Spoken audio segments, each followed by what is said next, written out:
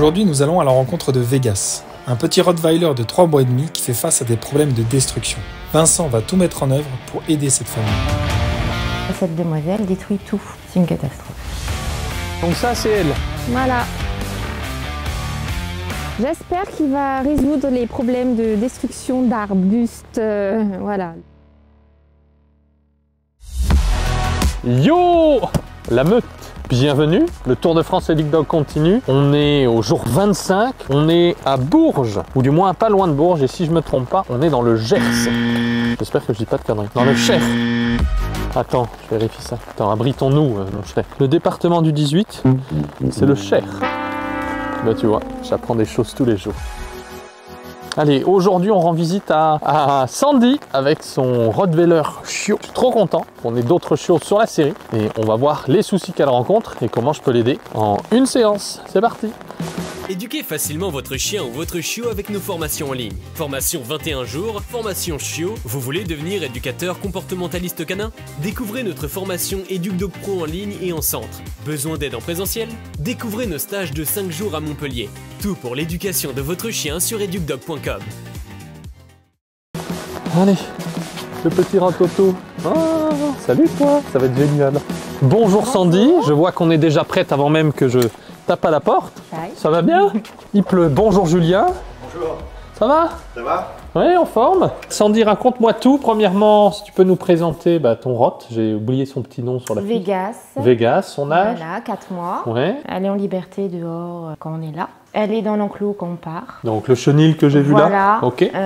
Donc je la mets dans l'enclos même quand on est là. Pour éviter l'anxiété de séparation, justement, quand on est là, je la mets un peu. Voilà. Ok, d'accord. Mais le problème, c'est que quand elle est dehors, cette demoiselle détruit tout. Les plantes, le jardin. Ok, donc c'est que ça. Petit souci de propreté. D'accord. Donc elle donne dans la caisse de transport. Tout se passe bien. Dès qu'on essaye une nuit de la relaisser en liberté, c'est une catastrophe. Ok, super. On va aller à la rencontre de Vegas dans sa petite pièce. Voilà.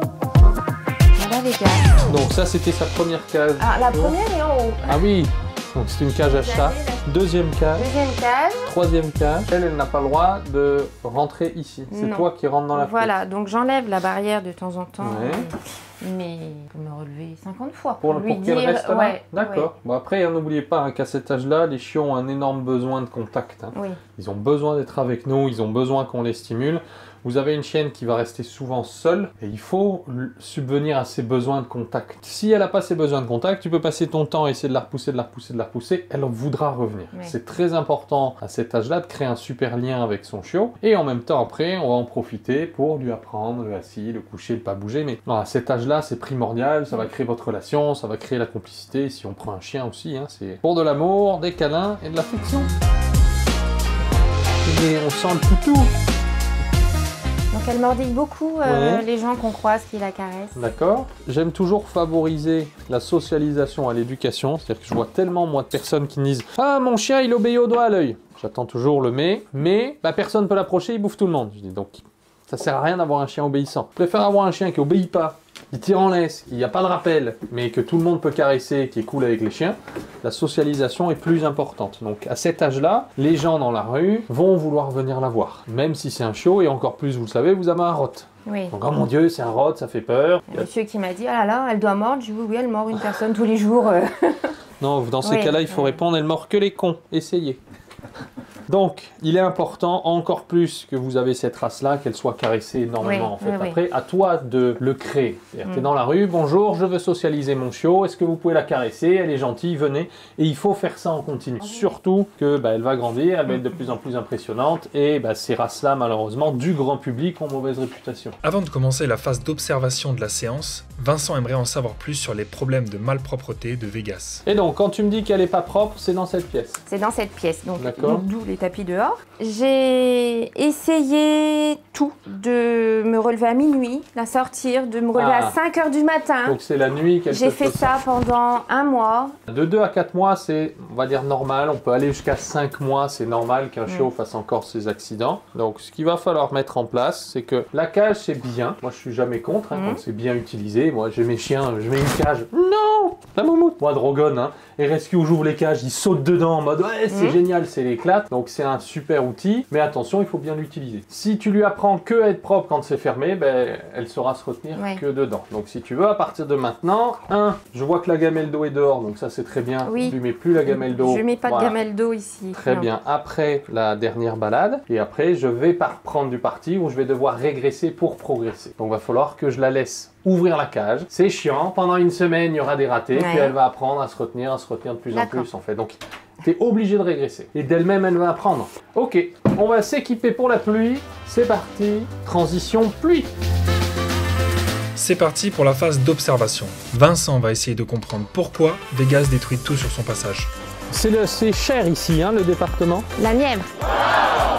Ah ben, qu'est-ce que m'a dit Google alors? Bon, on est dans la Nièvre en fait, on n'est pas du tout dans le Cher, je sais pas ce que m'a dit Google, voilà. Allez, bah baladez-vous, on va un petit peu faire le tour du propriétaire dans le jardin, même s'il pleut.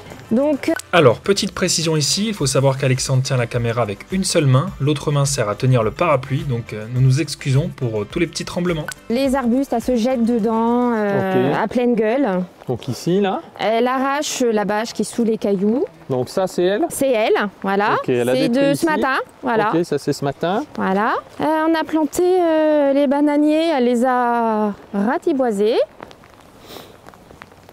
Vegas, VS Palmier, un point pour Vegas. Ça, c'est son chenil? C'est son chenil. Allez. Elle ne supporte pas une gamelle d'eau. Elle les renverse et elle grogne après. Je lui ai mis des morceaux de branches d'olivier, des os, des jouets, de façon qu'elle puisse s'occuper. Ah. Allez, on continue. Alors c'est pareil, mon jardin. Vegas. Là, elle n'a pas le droit? Non. Ah ben vas-y, montre-moi comment tu fais. Elle saute dans les carrés potagers. Voilà. Ah ben montre-moi comment tu interdis. Allez.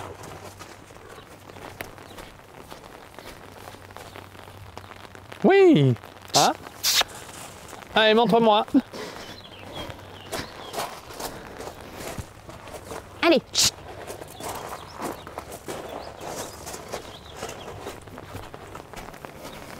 Ok. Viens ici. Elle adore tout ce qui est morceaux de bois.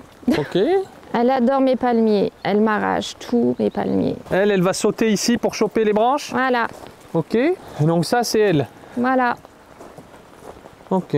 On peut voir à travers cette séquence que Vegas n'arrive tout simplement pas à rester seule. Elle est constamment en train de nous suivre. Le but ici pour Vincent va être donc de trouver ce qui peut la stimuler seule. Et est-ce que là-dedans, de ce côté-là, là-bas, est-ce qu'il y a des destructions? Non. Donc moi, en fonction d'où est-ce que le chien détruit, ça me donne des indications. Si j'ai un chien qui détruit sur les clôtures, c'est pas la même signification qu'un chien qui détruit autour de la maison. Si un chien veut détruire les clôtures ou même la clôture, c'est soit parce qu'il se fight avec le chien du voisin, soit parce qu'il veut se barrer, c'est de la fugue. Elle, si elle détruit tout ce qu'il y a autour de la maison, c'est qu'elle a besoin d'être beaucoup plus stimulée seule.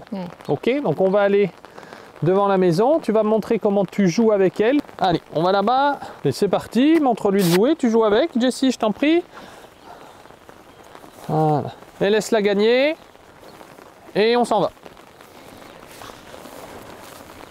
Voilà, il faut apprendre à stimuler le chien quand on est là, mais il faut aussi apprendre à ce que le chien stimule tout seul. Parce que forcément, quand on est au travail, quand on n'est pas là, quand on est dedans, moi, mon test, c'est de voir ce que le chien aime détruire. Je te donne un exemple. On connaît tous la marque Kong, donc on va acheter des Kong. Mais est-ce que mon chien, il aime cette matière-là? J'en sais rien, jusqu'à ce que je l'ai testé. Ouais, elle n'est pas fan. Voilà, donc c'est pour ça qu'il faut voir ce que elle affectionne particulièrement pour lui laisser. Est-ce qu'on kiffe les balles, jeune fille? Moi, pas tant que ça. Allez, reprends le doudou. Allez.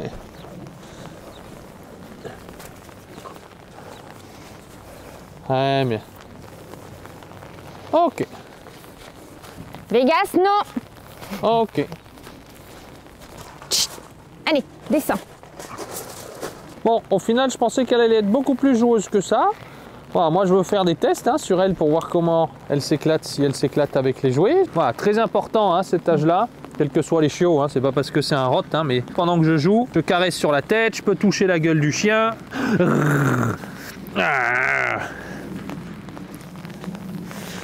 Wow. Allez, go. Ouais, tu vois qu'elle n'est pas tant jouée que ça. On peut donc comprendre ici que Vegas n'est pas tellement attiré par les jouets. Il y a peut-être autre chose qui l'intéresse. Tu préfères quoi, jouer ou manger?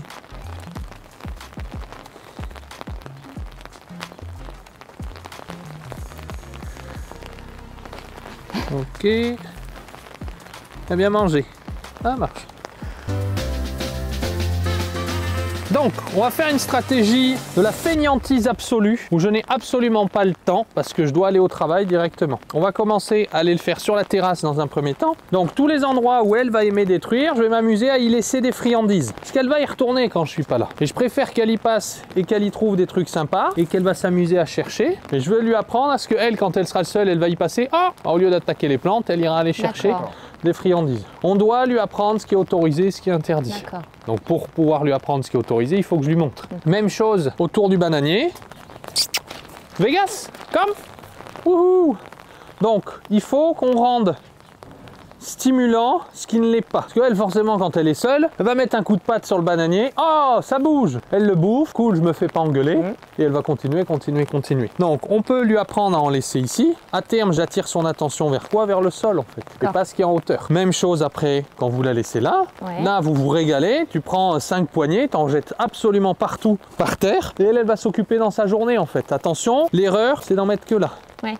Là, le chien, en 2 secondes, il aura fini. Je vais jeter là-bas. C'est pour ça que j'appelle cette stratégie de la fainéantise absolue. Comme ça, ben, moi, j'ai rien à faire. Je sème, en fait. Je jette, mais plus vous allez en mettre, plus ça va l'occuper. Je lui en mettais à l'intérieur, mais pas autant. Ah ben, tu peux en mettre partout. Tu peux après t'amuser, toi. Plus tu vas avancer, plus tu peux t'amuser à les cacher un peu plus, à que ce soit un peu plus compliqué pour elle. Et après, tu peux mettre des objets que tu aimes qu'elle détruise. Si, pour vous, c'est OK qu'elle joue avec des bouteilles en plastique, t'en mets plein dedans. T'en mets ici, t'en mets là. Elle, tu vois, regarde. Et pendant qu'on parle, elle fait sa vie. Et si tous les jours avant d'aller au travail ou le soir, et peu importe, ok, ça va prendre l'eau, ça va gonfler, c'est pas bien grave. Mais tu fais ton tour, t'en jettes un peu partout. Elle va savoir que, ah, si je viens ici, je peux m'occuper. D'accord. Ah, si je vais là-bas autour du truc, je peux m'occuper. En fait, elle, sa journée, elle va changer de coin. Et partout les coins autour de la maison où elle va, ben, elle va trouver des trucs intéressants. Et ce qui est génial, c'est qu'elle va se fatiguer beaucoup plus vite. Et vu qu'elle va manger, ben, elle va dormir. Et donc après, beaucoup de personnes vont dire, est-ce que ça va encourager le chien à creuser? Bah, si tu fais des trous, il t'en met, oui. Si je les jette au sol, non. Ça va encourager mon chien à renifler. L'activité la plus puissante pour stimuler le chien mentalement, c'est l'olfaction. Hey, il faut chercher, ma puce. Hop, les... Grâce à ça, je lui apprends ce qui est autorisé sans moi. D'accord. J'ai pas besoin d'être à côté d'elle. Tu fais ton tour, tu le mets, et après, bah, elle va se stimuler toute seule. Est-ce que vous avez une petite bouteille en plastique qu'on peut vous récupérer? Oh, qu'est-ce que c'est? Et après, plus je veux mettre de l'intérêt dessus, plus au début, je peux mettre des trucs super forts dedans. Hein. Fromage, knacky, jambon, ce que vous voulez.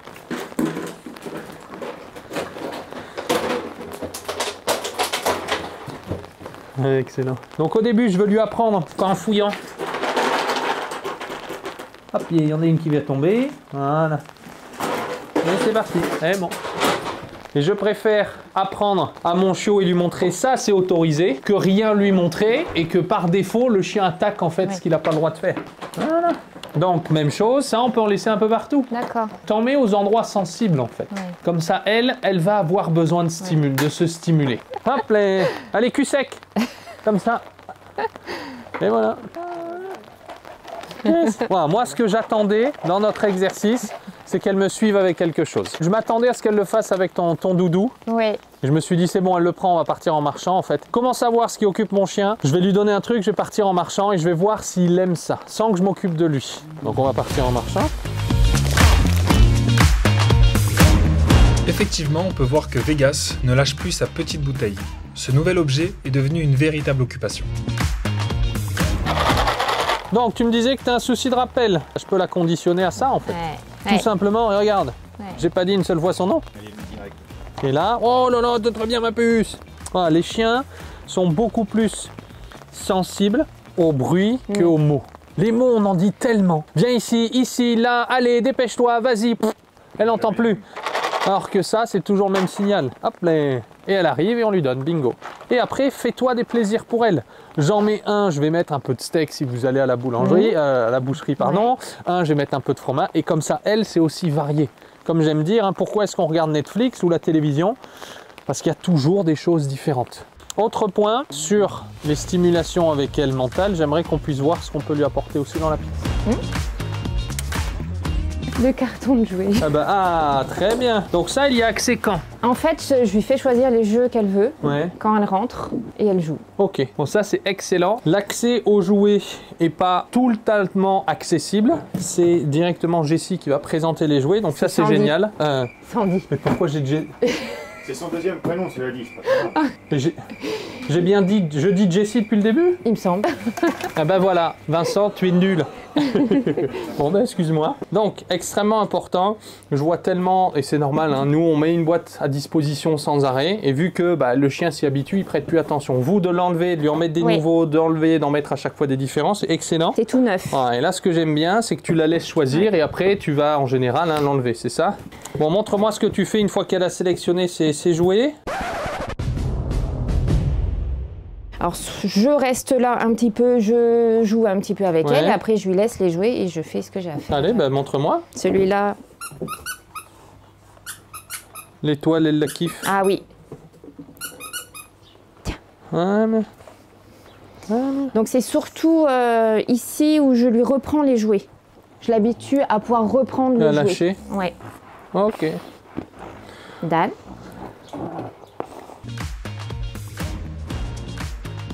Donc au début, quand j'ai un chiot qui lâche pas tout de suite, donne, je vais faire l'inverse. D'accord. Je vais dire l'ordre au moment où le chien va lâcher. Qu'est-ce que c'est? Oh, qu'est-ce que c'est? Donne, hop, les... Voilà, et attention, au début pour l'apprentissage, je dois surtout pas faire ça. Donne, donne, donne, donne, donne, donne, donne. Oui. Ce que je lui apprends, c'est ce qu'on appelle dénaturer l'ordre, et je lui apprends au final à pas me donner, ou à donner au bout de 20 fois. Alors que moi, au début, j'approche ma main, je vais dire l'ordre quand elle ouvre la gueule. Oui. Et ensuite, ce que je veux aussi renforcer, c'est qu'elle soit calme avec moi. Est-ce que vous avez un petit gobelet en plastique? On va faire un petit jeu, tiens. Petit gobelet, carton, plastique, mais pas en verre. Donc, le but du jeu va être qu'elle n'y touche pas. Donc, au début, le chiot, qu'est-ce qu'il veut faire? Il veut défoncer le gobelet et voir ce qu'il y a dedans. Elle va mettre les coups de patte, elle va mordiller mes mains. Et moi, dès qu'elle va commencer à se calmer, je vais ouvrir et lui donner quelque chose. Donc après, progressivement, je vais essayer de commencer de me relever, de m'éloigner un peu plus. Hop, j'en mets ma main dessus. Excellent.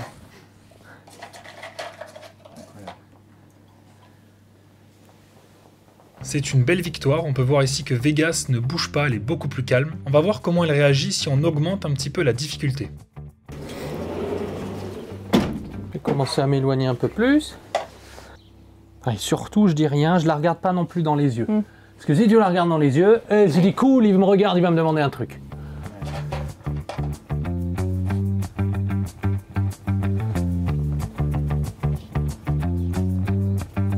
Excellent, on peut voir ici que Vegas ne bouge toujours pas.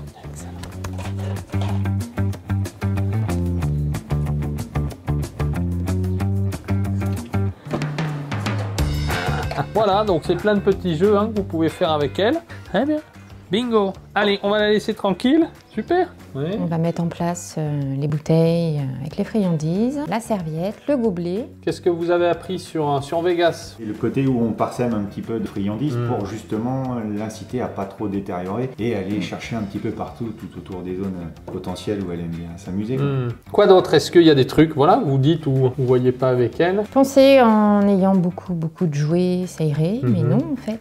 Elle est gourmande, hein? Oui, je pensais pas. Je pensais que c'était plus les jouets, les câlins que les friandises. Bon, chouette. Bon, en tout cas, ça me fait vraiment plaisir que vous ayez pris les devants. Moi, c'est le plus important. C'est nous, éducateurs canins, 99% de nos clients, les gens viennent quand ils ont des problèmes. Et on n'a que 1% de prévention. En général, l'être humain, il attend que sa voiture ait tous les voyants allumés pour exploser ou avoir un cancer pour dire « Ah, mais peut-être que je change quelque chose ». Et là, c'est génial parce que nous, avec ces vidéos, on veut responsabiliser les futurs propriétaires de chiots ou ceux qui ont déjà et qui viennent d'avoir un chiot. Donc vraiment, bravo pour cette belle démarche, c'est cool. Merci à vous.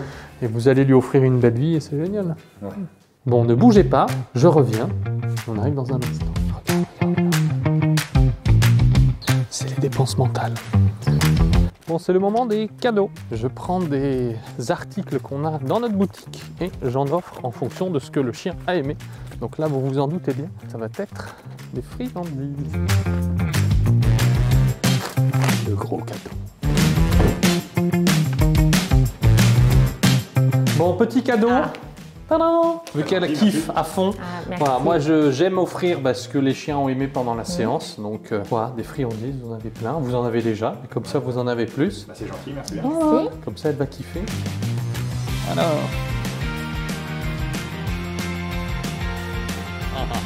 Yes, ça c'est bon, ça, c'est ce qu'on veut.